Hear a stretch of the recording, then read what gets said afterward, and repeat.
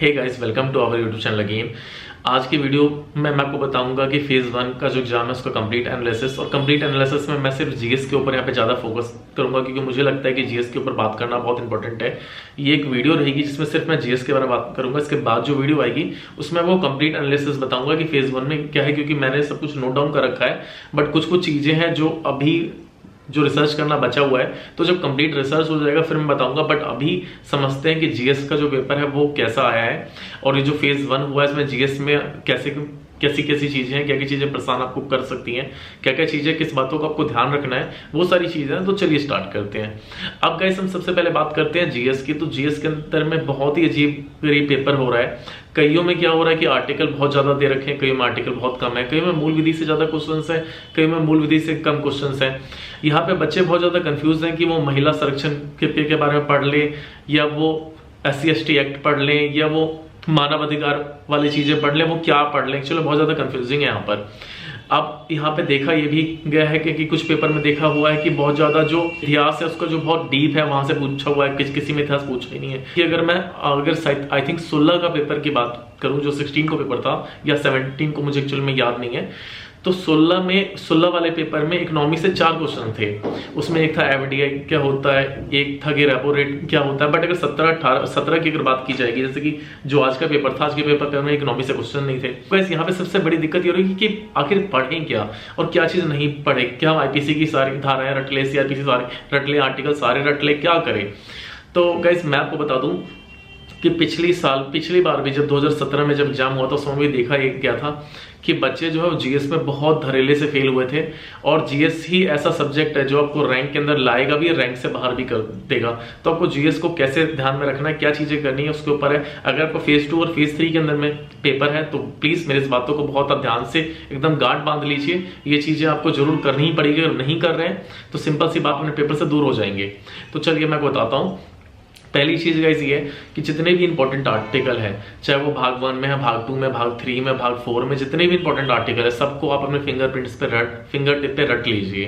क्योंकि अगर आप नहीं रटते वहां पे जाके पूछ लेगा, वहां पे जाके डीप भी पूछ रहा है, वहां पे जाके आपसे पूछ लेगा कि कोई भी भाग है उस भाग का ABC ऐसे पूछ लेगा। अब यहाँ पे प्रॉब्लम ये होगी कि अगर वो नहीं आता है तो आप फंस गए वहां पर। तो आपको एकदम डीपली चीजों को रटना होगा अच्छे से, ताकि आपको चीजें पता रहे। और रटना ही नहीं है, आपको लॉजिकली पता भी होना चाहिए।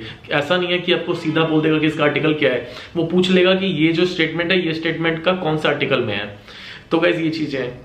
दूसरी चीज, जितने भी वाद हुए हैं, जितने भी बड़े बड़े केसेस हैं, चाहे वो कोई भी केसेस हैं, वो सारे केसेस आप देख लीजिए। जैसे सिंगल वाला केस था, केशवनाथ वाला केस था, तो ये सब देख लीजिए।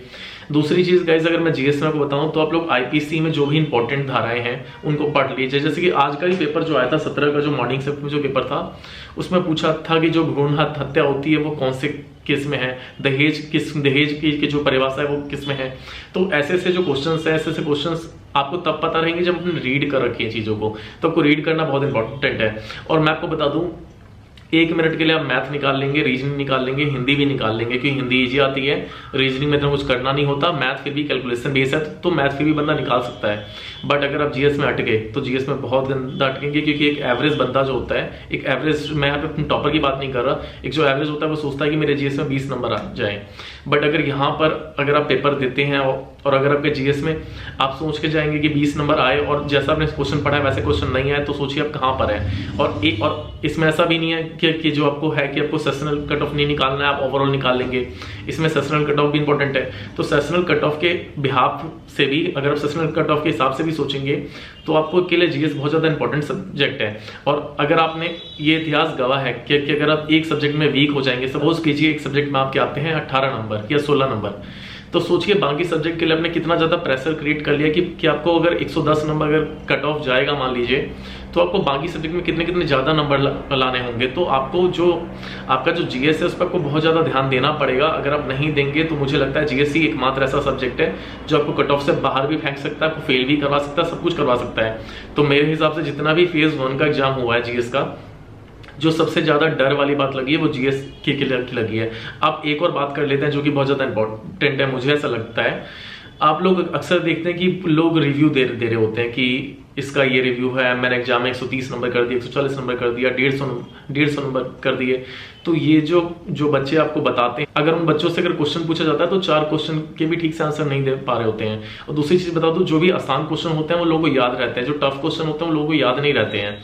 इसका सिंपल सा एक बोलना है कि जब हम पेपर में सॉल्व करते तो हमें नहीं पता होता कि हम गलत करके आए हैं पेपर।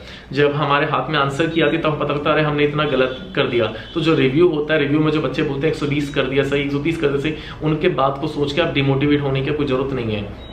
अगर आप उनकी बात को सुन के डिमोटिवेट होइएगा तो मैं सिंपल सी आपको बात बता रहा हूँ, आपका पेपर खराब हो जाएगा। और एक और बहुत अच्छा चीज़ है, जिस दिन भी आपका एग्जाम होगा उसके एक दिन पहले से आप यूट्यूब को देखना बंद कर दीजिए।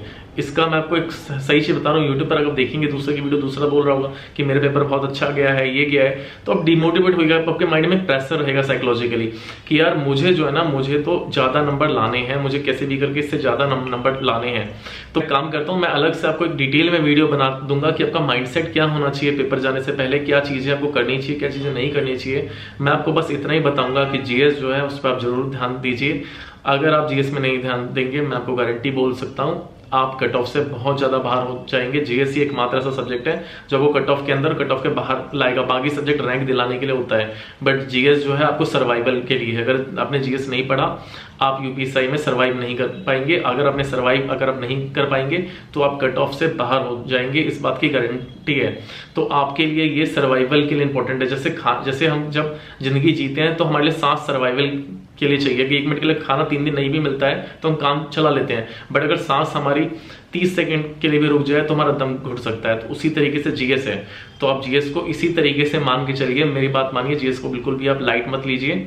जीएस ऐसा सब्जेक्ट है जो आपको डुबा सकता है, उठा सकता है। आपको डिपेंड करता है, आप देख लीजिएगा, गारंटी होगी जब रिजल्ट आएगा आपको पता लगेगा 50% जो बच्चे पेपर दिए हैं वो जीएस में फेल हैं और वो कट ऑफ से ही बाहर हो जाएंगे, उनका रैंक में भी नाम नहीं होगा।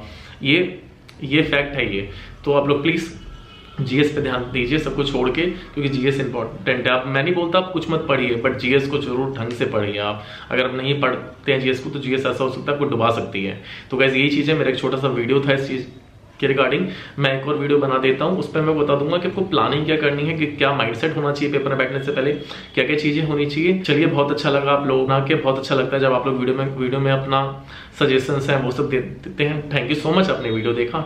ओके, अब ये वीडियो को मैं ये पैरेंट करता हूँ। All the best for your exam. Thank you so much.